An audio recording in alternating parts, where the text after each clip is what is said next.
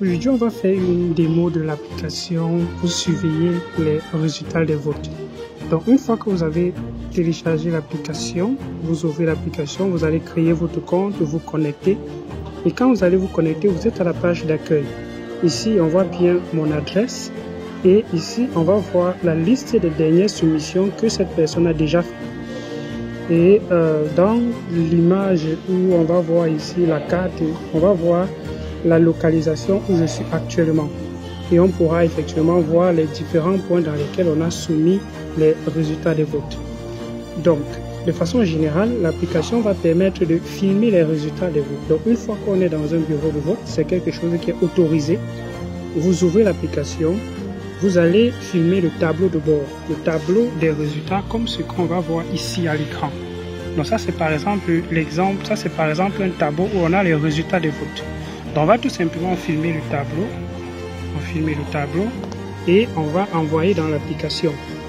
Une fois qu'on a envoyé dans l'application, l'intelligence artificielle va analyser l'image et nous sortir un récapitulatif comme ce qu'on voit ici.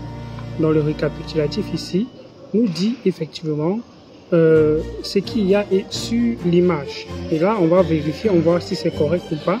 On peut modifier, on peut ajuster. Et une fois que c'est fait, on va confirmer. Une fois qu'on confirme, on va mettre le bureau de vote. On est dans quel centre de vote? Si je dis par exemple qu'on est à Itoudi, par exemple, je dis le centre disons le Danemark.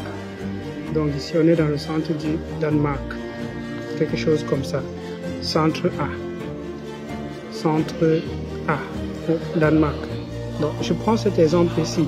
Et là, on va voir que l'image va prendre en compte, ce qu'on va envoyer va prendre en compte le centre qu'on vient d'envoyer.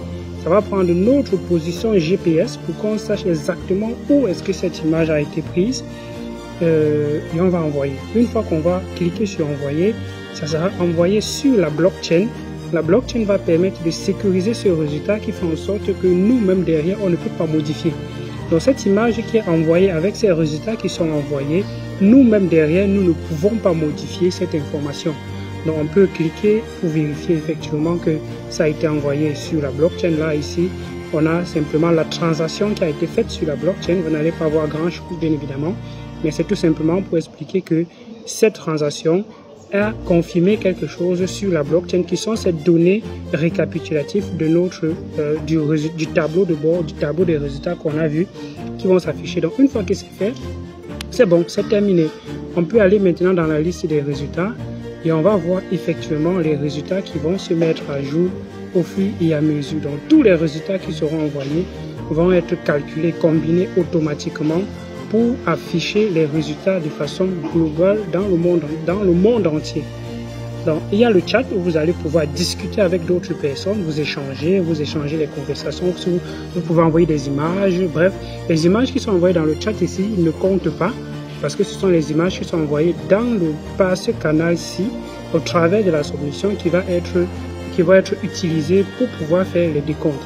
Donc, une question va se poser, si on a plusieurs personnes qui prennent dans le même centre, qu'est-ce qu'on fait? Avec les coordonnées GPS, on peut identifier qu'il s'agit d'un même centre.